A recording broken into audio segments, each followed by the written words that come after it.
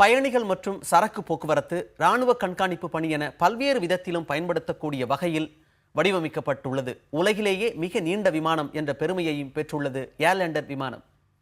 ஒரு கால்பந்து மைதானத்தை விட கூடுதல் பரப்பளவை கொண்டது. வானிலேயே சில நாள்கள் தொடர்ந்து இருக்கும் வல்லமை படைத்தது. பனி படர்ந்த நிலமானாலும் சரி, பாலைவன மணலானாலும் சரி, எங்கும் தரையிறங்கும் வல்லமை கொண்டது.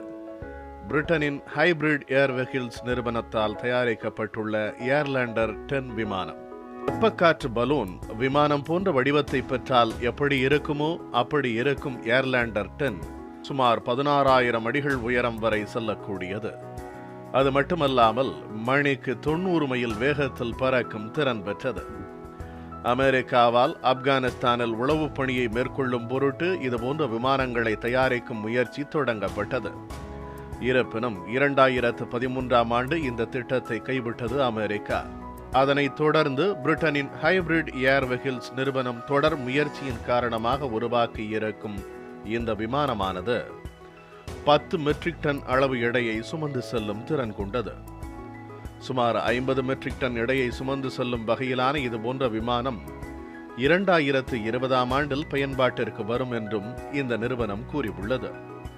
மொத்தம் 302 அடி நீளமுள்ள இந்த விமானம் பயன்பாட்டிற்கு வரும் பொழுது பயணிகள் மற்றும் சரக்கு போக்குவரத்திற்கு மட்டுமின்றி உளவு பணிகளுக்கும் உதவிகரமாக இருக்கும். சாதாரண விமானங்களை விட குறைந்த அளவு எரிபொருளை பயன்படுத்துவதால் சுற்றுச்சூழல் மாசுபாடும் குறையும்.